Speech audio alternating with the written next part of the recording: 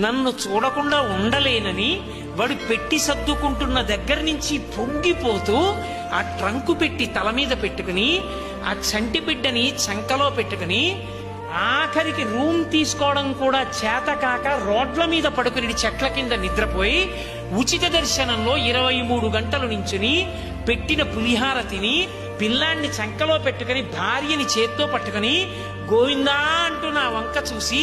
ఇచ్చిన ఒక్క లడ్డు గోటితో కూడా గోకి నోట్లో వేసుకోకుండా నలుగురికి పంచిపెట్టి అప్పుడు తాను కళ్ళకత్తుకు తిని గడ్డం చేసుకున్నవాడున్నాడే,